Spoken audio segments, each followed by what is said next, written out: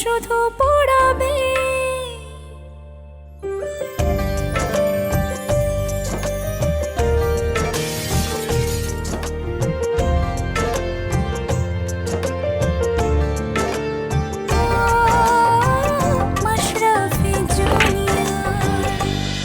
মনির পজিশনে আমি আসলে অন্য কাউকে ভাবতে পারছি না। শূন্যস্থান কখনো খালি থাকে না, আমি দেখছি কাকে নেওয়া যায়। স্যার, জান্নাতের ফ্যামিলির জন্য কি ক্রিকেট বোর্ড থেকে কিছু করা হবে? আর্থিক সহায়তা তো দেওয়া হবে। তার স্বীকারোক্তি এবং মামলার অন্যান্য খুঁটিনাটি বিষয় জানার জন্য আমি পুলিশের পক্ষ থেকে সুষ্ঠু তদন্তের স্বার্থে আরও জিজ্ঞাসাবাদের জন্য আসামি মনি আক্তারের 5 দিনের পুলিশ রিমান্ড আবেদন করছি।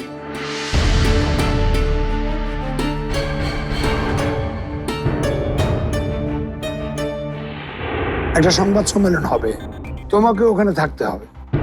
বিশ্বকাপের প্রস্তুতি নিয়ে স্যার? এছাড়াও মনি জান্নাতের প্রসঙ্গ তো আসবেই, এবং এই ব্যাপারে তাদের প্রশ্ন জবাব এগুলি হ্যান্ডেল করতে পারাটা একটা challenge.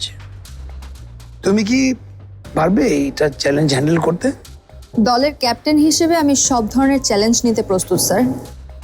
That's my girl, good, যাও।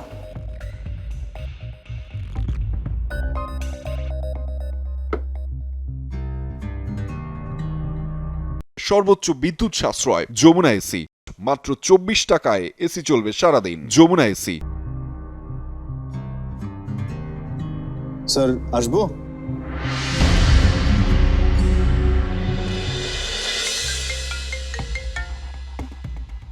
হ্যাঁ মামুনি, আমি তো আদালত প্রাঙ্গণে।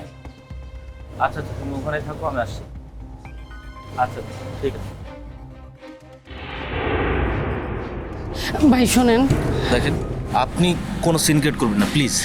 আপনার লগে আমার একটু জরুরি কথা আছে। ভদ্রভাবে বললে আপনার যে কোনো কথাই শুনবো, কিন্তু আপনি যদি ঝামেলা করেন। একটাই মাইয়া আসছিল আমার, তারে আমি কোলে পিঠে কইরা বড় করছি, কেমনে মাথা ঠিক থাকবো কোন? জান্নাত যে আপনার সৎ মেয়ে, সেটা মনি আমাকে বলেছে। আর কি কইছে সে? আপনি ওকে জোর করে বিদেশে পাঠাতে চেয়েছিলেন, আর জান্নাত চেয়েছিল ক্রিকেট খেলতে। আপনি ওকে পদে পদে বাধা দিয়েছেন, আর আপনার জন্য ও সবসময় প্রেসারে থাকত। আপনি যা জানেন সব মিথ্যা। আপনার বৌমনি ফাঁসির হাত থেকে বাঁচনের লেগা এসব গল্প বানাইছে। তাই নাকি? তাহলে জান্নাতের বাবা বানিয়ে বানিয়ে এসব কথা বলেছে? কি কইছে সে? এই যে আপনি তাকে সবসময় ধমক দিতেন, মারধর করেছেন অনেকবার। সব মিছা কথা।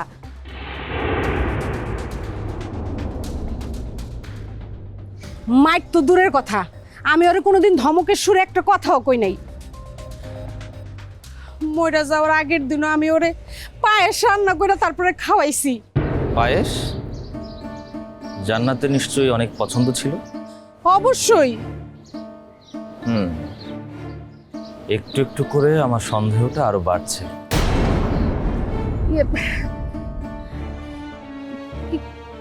কিসের সন্দেহ? জান্নাত মারা যাওয়া ঠিক আগের রাতেই কেন আপনি ওর জন্য পায়েস বানাতে গেলেন? আমার মায়ের শখের জিনিস আমি রাইন্দা খাওয়াইছি, এতে আবার সন্দেহর কি আছে? শোনেন, মনিরে রিমান্ডে নিচ্ছে, এইবার বুঝবেন কত ধানে কত চাই। মেবি। শোনেন, আমি আগে যা কিছু কইছি সব বাদ। আপনার আমি একটা অফার দিই।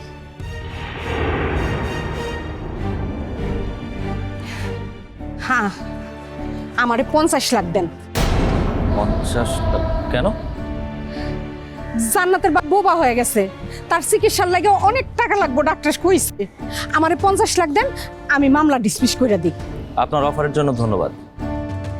যে মিথ্যা মামলার জন্য আমার ওয়াইফ জেল খাটছে, সেই মামলার আমি শেষ দেখতে চাই। মাইন্ড।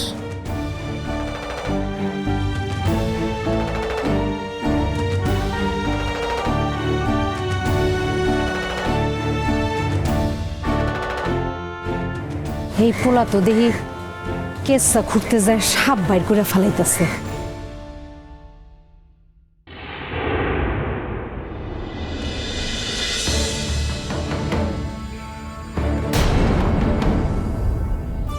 স্যার ভেতরে ঢোকার অনুমতি কি পাবো? ও নিশ্চয়ই, আসেন, বসুন।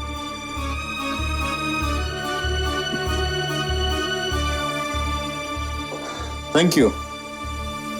সরি, আপনাকে তো ঠিক চিনতে পারলাম না। আমাকে আপনার চেনার কথাও না, তবে আমি যার পক্ষ থেকে এসেছি তাকে সবাই চেনে। আপনি কি টিভি বা কোনো পত্রিকা থেকে এসেছেন? কিন্তু আমি তো এই সময়ে মিডিয়ার লোককে আসতে নিষেধ করেছি।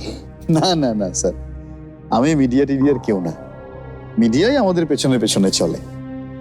যাকে আপনাকে সরাসরি বলি, আমি এসেছি বিশিষ্ট ই কমার্স উদ্যোক্তা আনোয়ার আলীর পক্ষ থেকে। দাঁড়ান দাঁড়ান, এখানে সিগারেট খাওয়া যাবে না। আপনি কার কথা বললেন?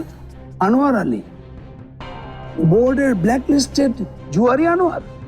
ছি ছি ছি ছি ছি ছি ছি স্যার, জুয়ারি আনোয়ার হোসেন না, বরং আমি বলছি ক্রিকেটের একনিষ্ঠ পৃষ্ঠপোষক আনোয়ার আলীর কথা। এই নামে তো কাউকে চিনি না। উনি কোথায় কিভাবে পৃষ্ঠপোষকতা করেছেন? উনি প্রত্যন্ত অঞ্চল থেকে ঢাকায় উঠে আসা ক্রিকেটারদের থাকা, খাওয়া, ক্রিকেটের সরঞ্জামাদি কেনা, এসব ব্যাপারে স্পন্সর করে থাকেন। উনি একটু প্রচার বিমুখ মানুষ, তো তাই মিডিয়ায় খুব একটা আসেন না। আমি খুব কাছ থেকে ওনাকে দেখেছি তো স্যার, এই জন্য বলতে পারি ক্রিকেটারদের প্রতি ওনার অগাধ ভালোবাসা। যেই সব ক্রিকেটার আনোয়ার স্যারের ছোঁয়া পেয়েছেন তাদের ঢাকায় বাড়ি, গাড়ি সব কিছু হয়েছে, আর পেছনে ফিরে তাকাতে হয়নি। তাই নাকি? এমন কয়েকজন ক্রিকেটারের নাম বলেন তো শুনি।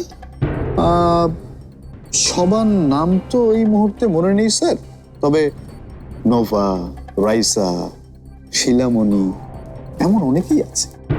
নোভা, আই সি। তাই তো বলি, ও কোনো ম্যাচ না খেলে, পারফরমেন্স না করে এত আরামায়েশের জীবন কাটায় কি করে? Exactly sir. দেখেন, আমি ক্রিকেট বোর্ডের সঙ্গে আছি 10 বছর, ক্রিকেটের সঙ্গে জড়িত 40 বছর। আর আপনার আনোয়ার স্যার এইসব স্পন্সর বোর্ডের পরিচালক হওয়ার ধান্দায় করছে, সেটা আমি বুঝতেই পারি। দারুণ স্যার, দারুণ। আপনার মতো বুঝদার মানুষকে তাহলে সরাসরি কথাটা বলি।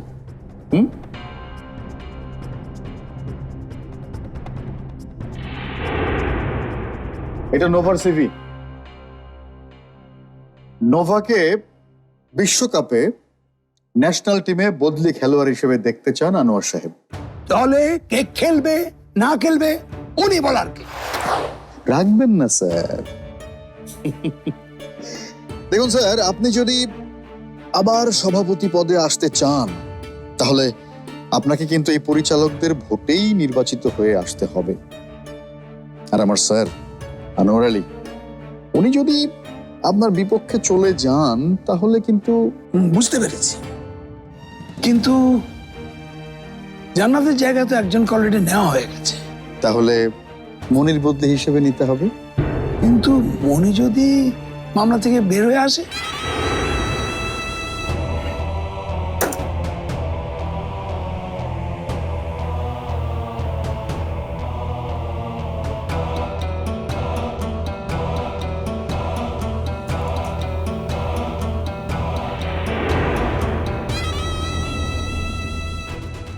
বেশি কথা আমি একদম পছন্দ করি না। আপনি কিভাবে কি করবেন না করবেন সেটা আপনার ব্যাপার, কিন্তু মনে রাখবেন নেক্সট উইকে অন্যান্য প্লেয়ারদের সঙ্গে নোভাও প্লেনে উঠবে, ব্যাস।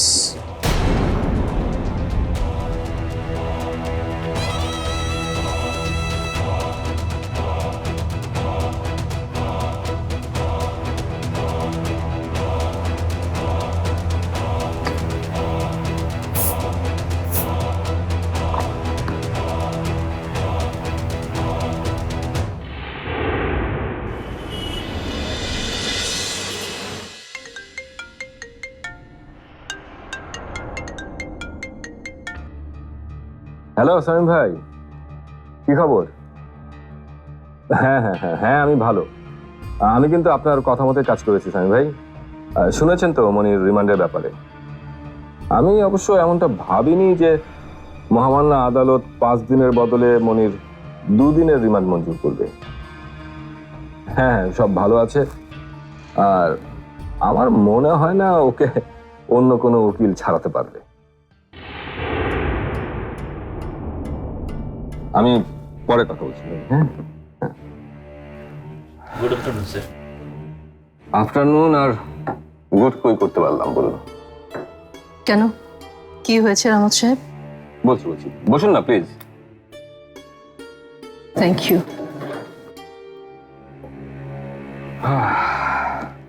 আমি অবাক হয়ে যাচ্ছি, মাননীয় আদালত কি ভেবে মনির 2 দিনের রিমান্ড দিল। মিসেস রুনা, আপনি তো দেখেছেন। জি, সেই জন্যই তো চিন্তাটা অনেক বেশি হচ্ছে। কেসটা আসলে একদিকে ঝুলে গেছে, মনির পক্ষে কিছু নেই বললেই চলে। এটা তো শুরুতেই আপনার বোঝার কথা ছিল, আর আমরাও তো বলেছি। আসলে ষড়যন্ত্রকারী এত নিখুঁতভাবেই আছে যে কে আসলে অপরাধী এটা বের করা খুব কঠিন হবে। দাঁড়ান, এখানে ষড়যন্ত্রকারী কাকে বলছে? আমি তো এই মামলায় অন্য কারো সংশ্লিষ্টতাই দেখছি না। দেখুন, যে ষড়যন্ত্র করছে তাকে যদি এত সহজেই দেখা যেত তাহলে তো আপনার কাছেই আসতে হতো না রামত সাহেব। পুলিশ সরাসরি চার্জশিট করে ফেলতো। মিসেস রুনা, আমি শুধু ফ্যাক্টটা বললাম। মনি আপনাদের কাছ থেকে কিছু লুকিয়েছে কিনা সেটা কিন্তু আপনাদেরই বের করতে হবে। আপনি সব কি বলছেন? মনি আমাদের কাছে কি লুকাবে, আর কেনই বা লুকাবে? আপনি বরং বাদীর উকিলের সাথে পেরে ওঠেন। এটা কিন্তু আমাকে অপমান করা হচ্ছে। আয়ন তো ভুল কিছু বলেনি রামত সাহেব। মামলার মেরিট বুঝতে, আসামি নির্দোষ সেটা প্রমাণ করতে আপনার তো আরো বেশি রিসার্চ করা উচিত ছিল।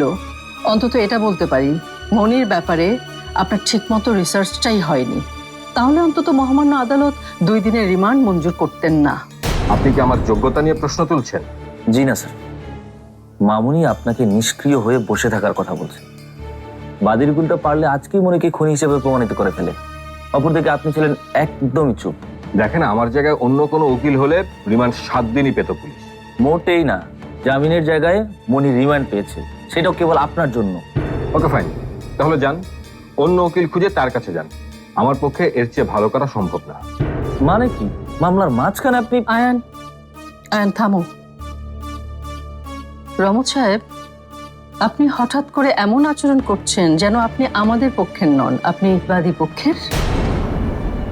দেখুন, আমাদের সমস্যা মামলার মেরিট পক্ষে নাই থাকতে পারে, কিন্তু সেটা পক্ষে আনাই তো আপনার কাজ। মিসেস রুনা তো ঠিকই বলছে। এখন আমি সরাসরি মামলা না চালানোর কথা বললে আমার সুনাম নষ্ট হবে। তার চেয়ে একটু অন্যভাবে বলার চেষ্টা করি। কি হলো, কি ভাবছেন? দেখুন রহমত সাহেব, আপনি অভিজ্ঞ লোক, সেজন্য তো আপনার কাছে আসা। আর আপনি যদি এভাবেই মামলার শুরুতেই সরে যান তাহলে তো আমরা বিপদে পড়ব। আমি আপনাদের কথাটা বুঝি মিসেস রুনা, কিন্তু আপনাদেরও তো বুঝতে হবে আমরা উকিল, কোনো জাদুকর না। ওকে, যা হবার সেটা তো হয়েই গেছে, সেটা তো আর ফিরিয়ে আনা যাবে না। কিন্তু সামনে যদি এমন কোনো ভুল আর হয় তাহলে তো মনির জীবন বিপন্ন হয়ে যেতে পারে। তাই রহমত সাহেব, আপনাকে আরো অনেক বেশি সতর্ক হয়ে এগোতে হবে। চেষ্টা করব, তবে আমার কাছে যে তথ্য আসবে সেটাই তো আমি আদালতে উপস্থাপন করার চেষ্টা করব। এর বেশি কিছু আমার পক্ষে করা সম্ভব না। ওকে, আপনাকে মামলার সব তথ্য দেওয়ার দায়িত্ব আমি নিচ্ছি। ঠিক আছে, আপনাদের সাথে তাহলে আমি পরে কথা বলবো। হ্যাঁ, আমার একটু কাজ আছে, সরি। রহমত সাহেব, কথা তো এখনো শেষ হয়নি, প্লিজ বসুন। দেখুন, মনি আমাদের কাছে কোনো কিছুই লুকায়নি।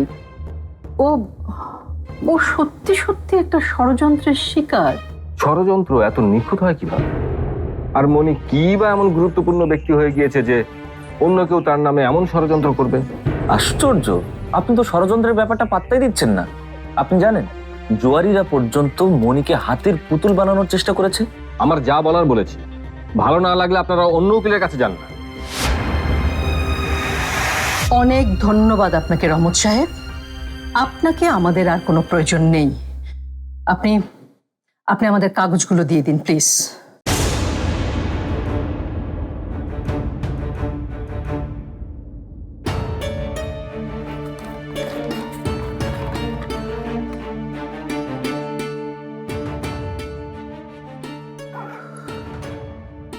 মামনি, তুমি আসলে অন্য উকিলের কাছে যাবে? আমি নিজেই এখন লড়বো মনির হয়ে।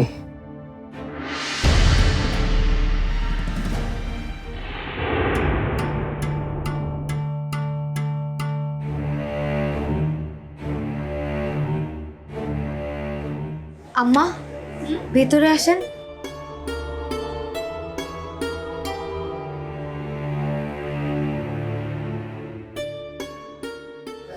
কিছু লাগবে, ভেতরে আসেন। আপনি এনে কি করেন? আপনি গয়না দেখে কি করবেন? গলায় পরবেন? কিন্তু কি সুন্দরী মাইয়া দেখলে কথা কইতে ইচ্ছা করে, তাই না? জি না, আমি আসলে আপনি যে একটু দুশ্চরিত এটা আপনার চেহারা দেখলে বোঝা যায়। এই মায়াগুলোকে একটু দুষ্টমি ফাইজলামি না করলে হয় না? আম্মা, ওনাকে বলতে দিন না। আরে উনি তো বললোই গয়না পরবো না। আরে আপনি পাগল নাকি? আমি গয়না না পড়লে কি নিতে পারি না? আমার বাসায় মা আছে, বোন আছে, বউ আছে, তাদের জন্য নিতে পারি না? সরি ভাইয়া, আপনার কি লাগবে বলুন। দূর লাগবে না, মুডটাই নষ্ট করে দেবে। ওর থেকে যা আসে না।